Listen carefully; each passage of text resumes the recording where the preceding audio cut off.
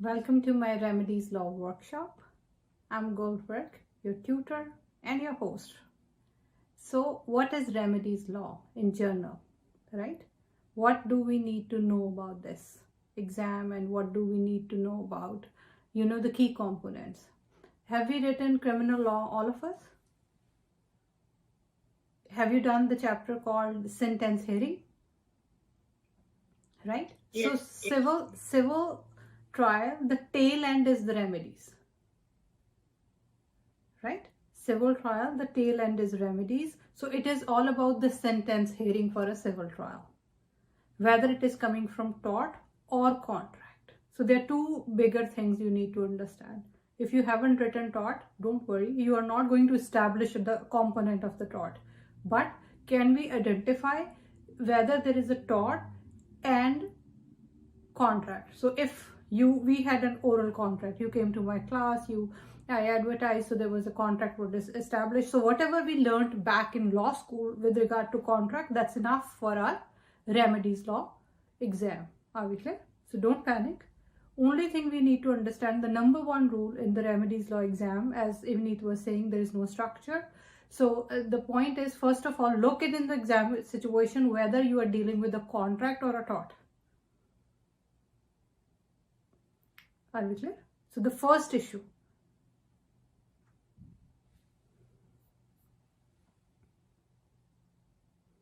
First issue is contract or a tort. And remember, we had one thing called air of reality in criminal law. So similar thing we will establish over here in remedies. So that would be in light of mitigation. If it is a contract and things like that, there is a mitigation and the liability, correct?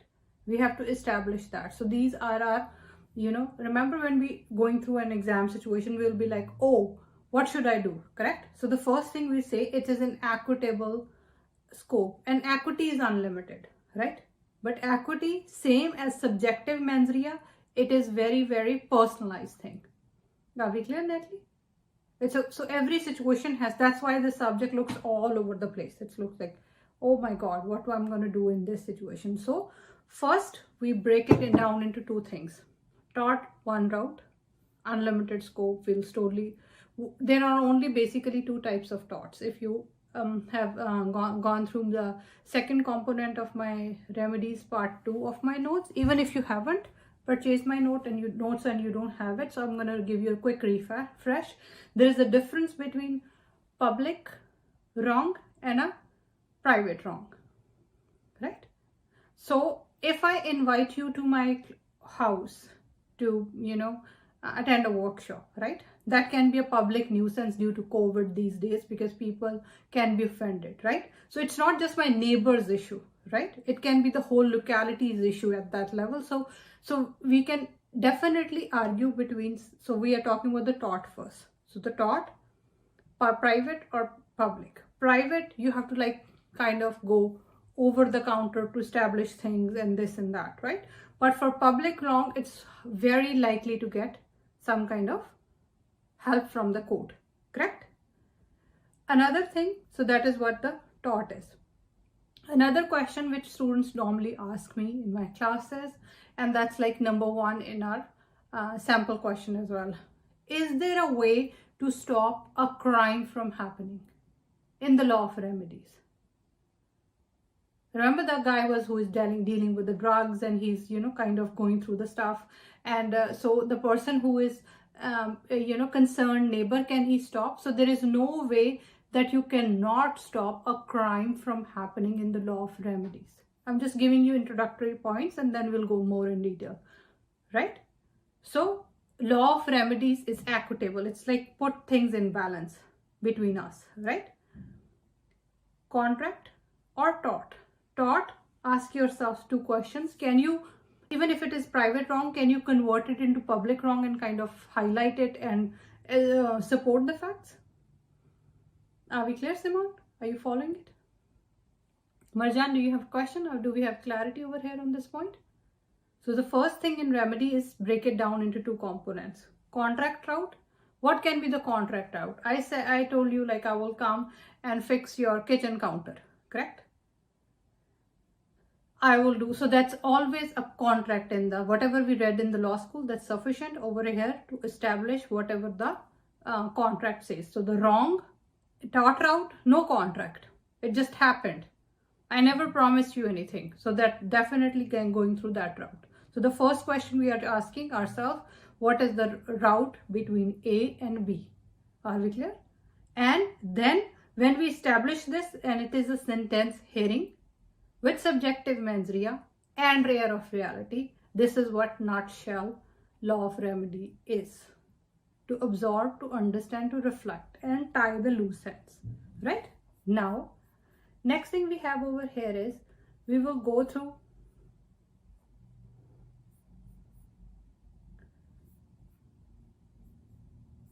what type of tort has been considered, what type of, anybody like to read it with me? This one. Natalie, would you like to read it?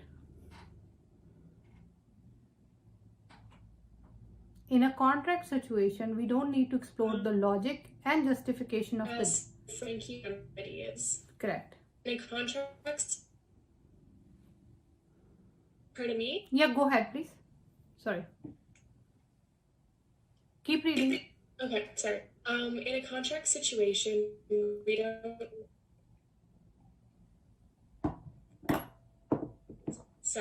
in a contract situation, we don't need to explore the logic / justification for damages.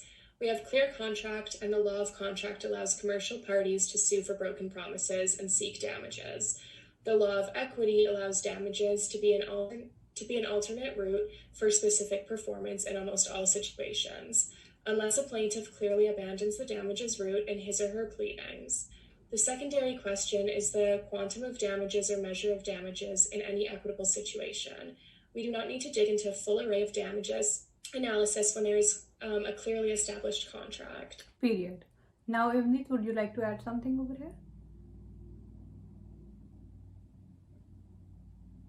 Sorry, you mean read the rest? Or? No. I'm just saying, would you like to add to this para? Break it down into the more details. Are we clear? Everybody, Simon, do you have clarity what we are trying to say over here? So we are saying, first of all, we will look at a contract, correct? If the contract is there, we don't have to go into equities and say, oh, it is an equity, it is equitable, this and that. So we will just strictly follow the contract and try to read it around the contract, right? So that's the first way of tying the loose end at that time. So anybody who has not done pleadings, it simply means when you file your civil case in the court, it's your story how you put it in the court, correct? It's your main charging document in the civil case. Pleading is a charging document in the civil case where you are saying, Mr. A, I am suing you for X, Y, and Z, right? So the first thing we need to understand in the specific performance route is, specific performance is almost always available for a contract law situation unless you have abandoned it. If you sue just for damages, it means your specific performance has been dead. If you sue for specific performance, damages are alive. So write it down. In the contract law situation,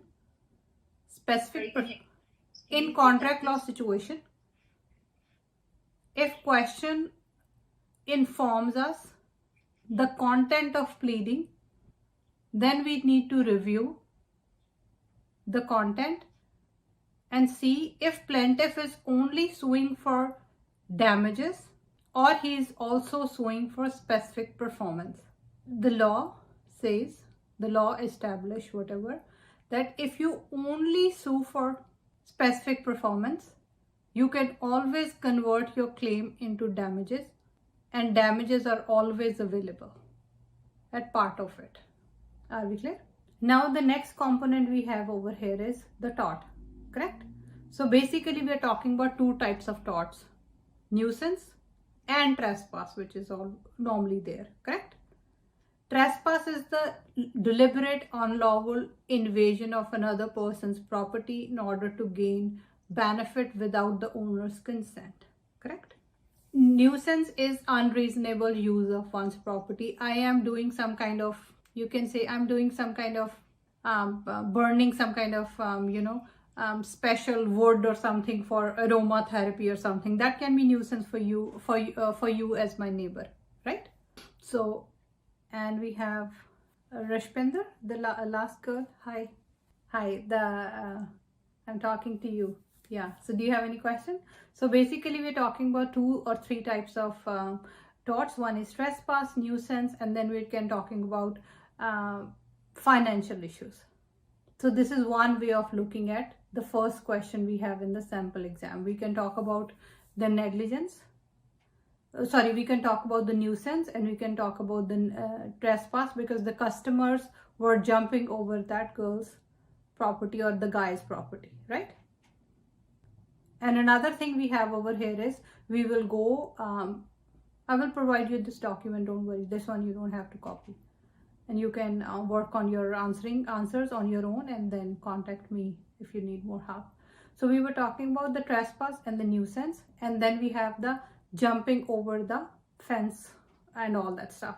Now we are saying whether or not he will be getting any equitable relief, what the criminal business in the apartment building. For that we have if you remedies part 2 of my syllabus, in that we have this provision regarding, I don't have that in my top of my head, but I'm gonna make you go through that. So the injunction we can seek against a person, there is a specific name for injunction that is called the specific name of injunction, where you can stop the crime. So there is a case law established that we can stop the crime from happening, and we will add it over here as well.